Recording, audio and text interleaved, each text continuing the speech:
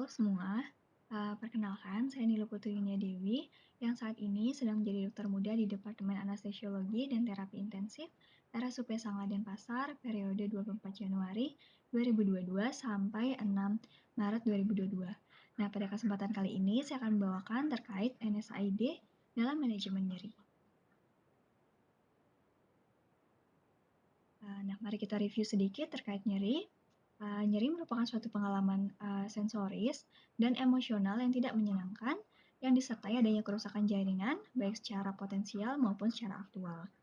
Nah, untuk pathway dari nyeri itu sendiri, kita mulai dari transduksi di mana terjadi perubahan dari stimulus-stimulus nyeri itu diubah menjadi impuls-impuls kelistrikan. Kemudian yang kedua yaitu dari proses konduksi, di mana dari impuls-impuls kelistrikan ini akan dibawa oleh serabut saraf, baik serabut saraf C fiber maupun alpha delta fiber ke cornudorsalis dari medula spinalis.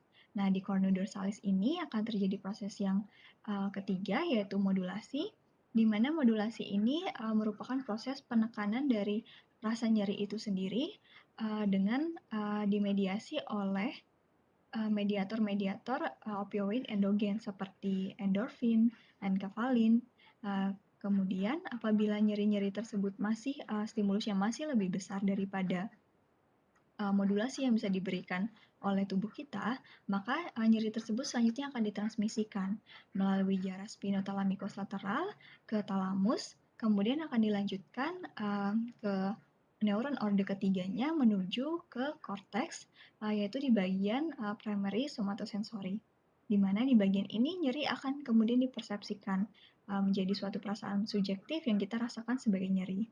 Nah, selain ke korteks, rangsangan nyeri ini juga akan dibawa ke limbik, sistem limbik, yang nantinya akan menimbulkan suatu memori terhadap nyeri yang kita rasakan. Nah, terkait materi ini, mari kita kembali ke proses transduksi, di mana adanya kerusakan jaringan ini akan menyebabkan adanya beberapa mediator-mediator yang menstimulasi dari nyeri. Salah satunya adalah prostaglandin. Nah, mediator lain seperti substansia P, histamin, kemudian beberapa jenis proton seperti K+, H+, ATP juga dapat menginduksi dari nyeri. Nah, untuk NSAID ini sendiri berfungsi untuk menghambat dari proses transduksi dengan menghambat dari penghasilan prostaglandin ini sendiri. Nah, apa itu NSAID atau kita sebut sebagai OINS? Yaitu non-steroidal anti-inflammatory drug atau kita sebut sebagai obat anti-inflamasi non-steroid, di mana obat ini berfungsi untuk menghambat dari enzim siklooksigenase, yang mana obat ini juga mempunyai efek sebagai analgesik yaitu anti nyeri, kemudian anti-inflamasi, dan juga antipiretik. Nah, apa itu siklooksigenase?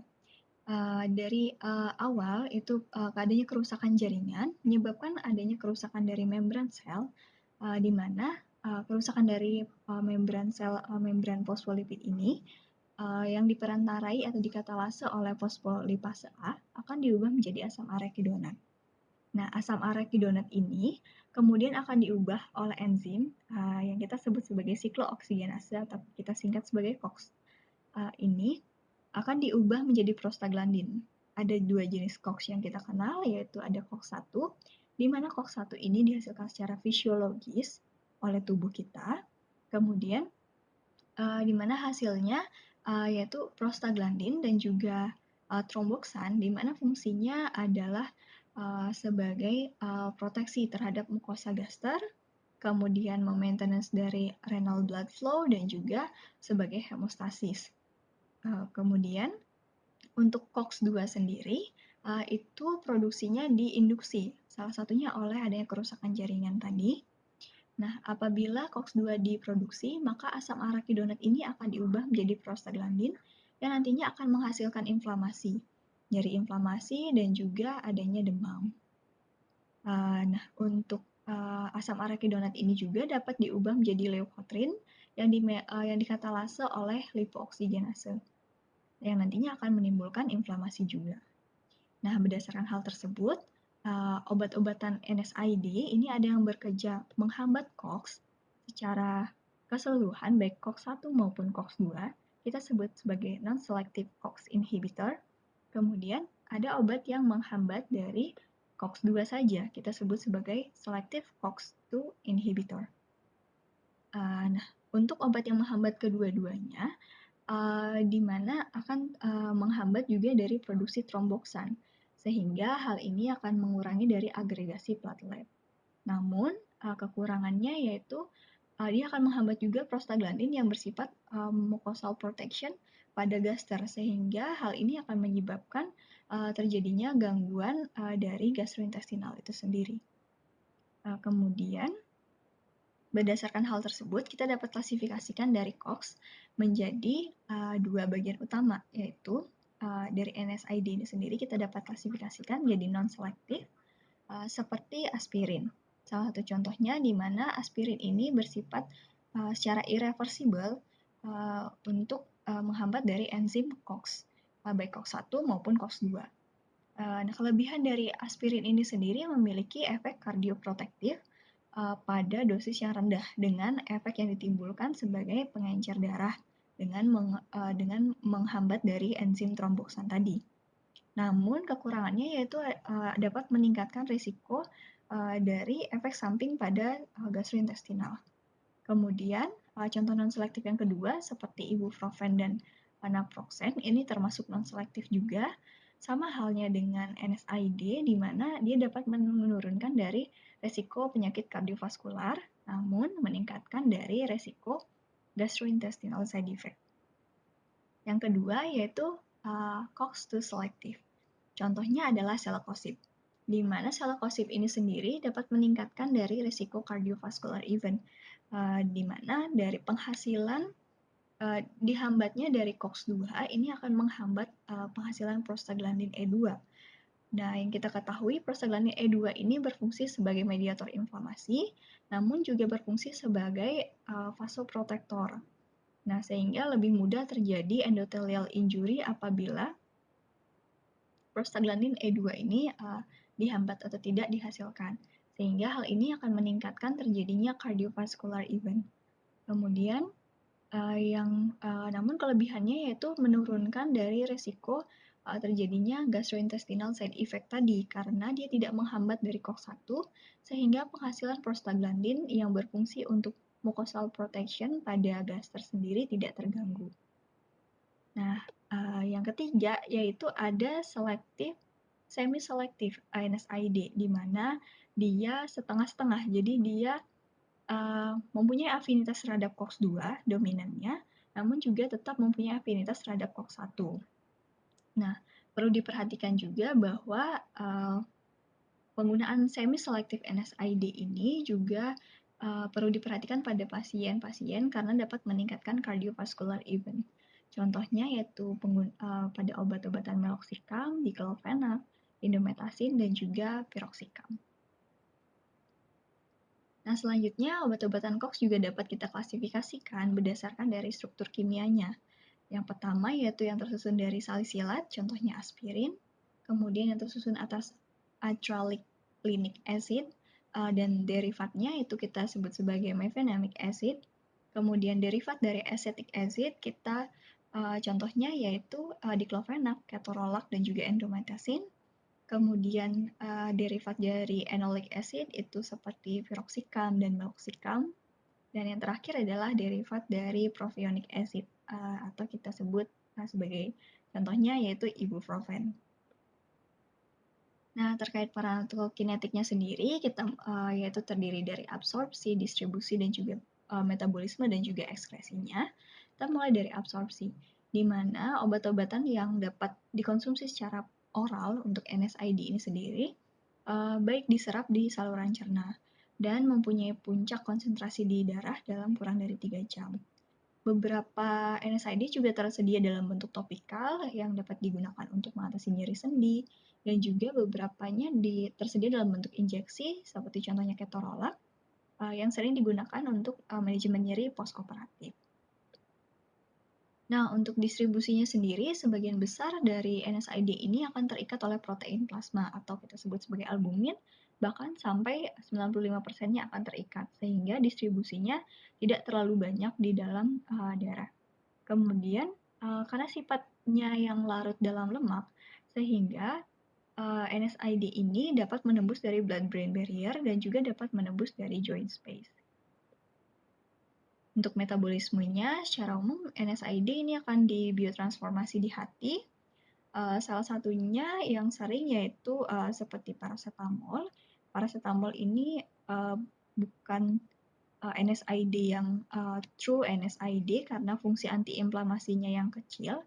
Namun penggunaan paracetamol ini sering kita gunakan dan karena metabolismenya di hati, apabila kita mengkonsumsi dalam jumlah yang berlebih, yaitu lebih dari 4 gram per hari, ini akan meningkatkan dari jumlah N-acetyl P-benzoquinone dan akan menyebabkan terjadinya hepatic failure.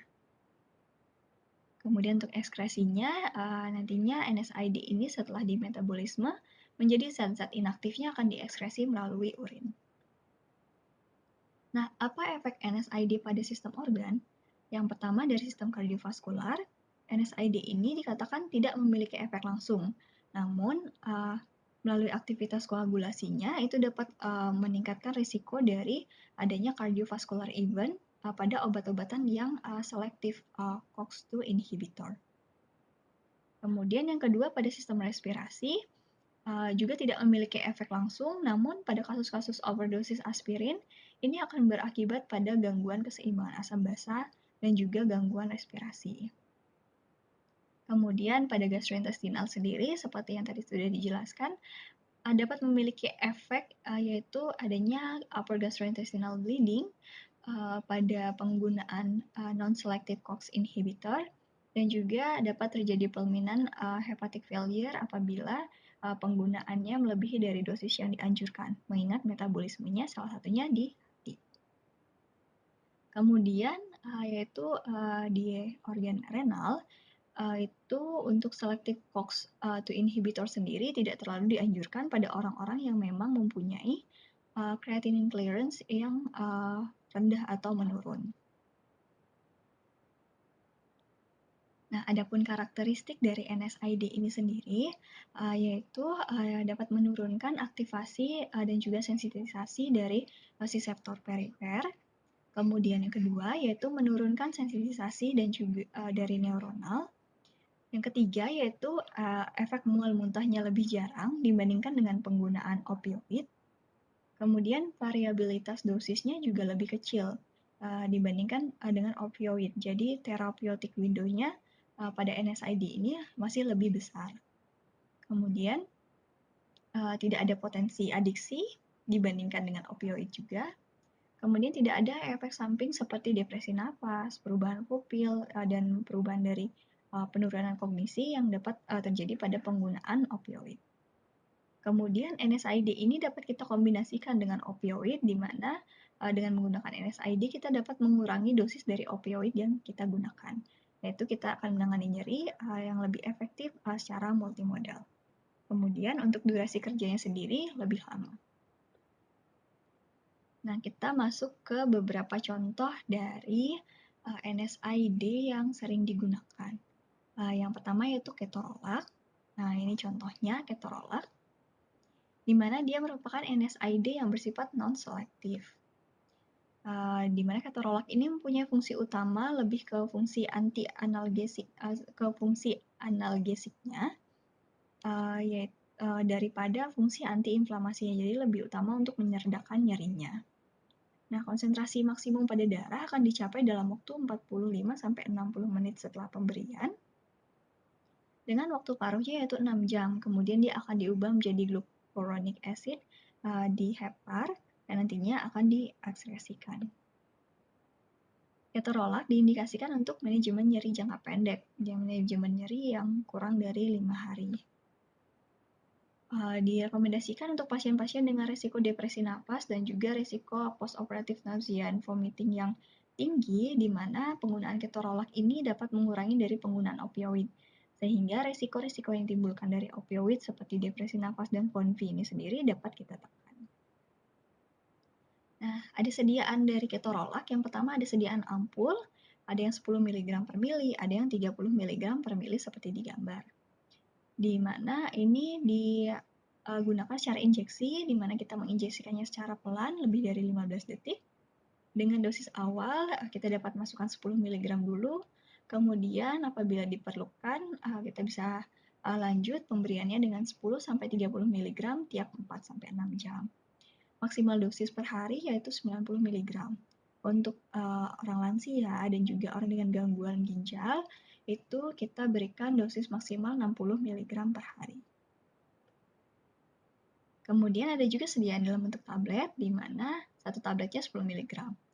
Penggunaannya 10 mg tiap 4-6 jam. Namun untuk lansia kita berikan dalam rentang waktu 6-8 jam, di mana maksimal dosis per hari adalah 40 mg. Nah, adapun kontraindikasinya yang pertama yaitu dikontraindikasikan pada pasien-pasien yang memiliki alergi aspirin dan juga alergi terhadap NSAID. Kemudian pasien dengan ulkus peptikum yang aktif dan juga perdarahan gastrointestinal, mengingat kerjanya yaitu sebagai COX inhibitor yang non-selektif. Jadi dia juga akan menghambat dari prostaglandin yang berfungsi untuk gastroprotektan, sehingga akan memperparah dari kondisi ulkus peptikum maupun perdarahan gastrointestinal itu sendiri. Kemudian adanya gangguan ginjal lanjut dan gagal ginjal karena penurunan volume seperti hipovolemi. Kemudian pada masa kehamilan dan laktasi, mengingat dia larut dalam lipid sehingga dia dapat menembus dari saluran darah plasenta juga, yang nantinya akan berefek pada janinnya. Kemudian pada orang-orang dengan penyakit cerebrovaskular dan juga orang-orang dengan gangguan koagulasi. Nah, obat kedua yang akan kita bahas yaitu seleukosid dari golongan COX-2 selective inhibitor.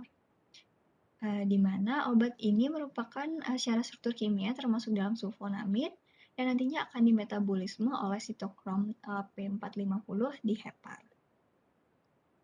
Nah, jadi orang-orang yang memiliki disfungsi hati harus stop penggunaan dari seleukosid. Kemudian, seleukosid ini sendiri meningkatkan dari kejadian trombosis, mengingat dia tidak menghambat dari tromboksan dan juga meningkatkan kejadian dari myocardial infarct risikonya karena enzim karena prostaglandin E2 atau PGE2 ini dihambat, di mana PGE2 ini sendiri mempunyai sifat vasoprotektor. Jadi meningkatkan kemungkinan terjadinya endothelial injury dengan adanya risiko agregasi platelet yang cukup tinggi pada penggunaan seleukosid ini dapat meningkatkan terjadinya infark miokard. Nah, secara klinis kita dapat melihat beberapa kegunaan dari seleukosid dan juga dosisnya yang disesuaikan dengan indikasi pemberiannya. Pada pasien dengan osteoartritis, kita berikan 200 mg per hari atau 100 mg tiap 24 jam. Kemudian pada pasien dengan rheumatoid arthritis, itu kita dapat berikan 100-200 mg tiap 12 jam. Kemudian pada nyeri akut dan dysmenorrhea juga kita dapat berikan dengan dosis awal 400 mg. Kemudian kita bisa lanjutkan apabila diperlukan dengan dosis 200 mg. Kemudian per hari kita dapat berikan sebanyak 200 mg tiap 12 jam. Nah, baik, sekian yang dapat saya sampaikan terkait NSAID dalam manajemen nyeri. Terima kasih, semoga bermanfaat untuk kita semua.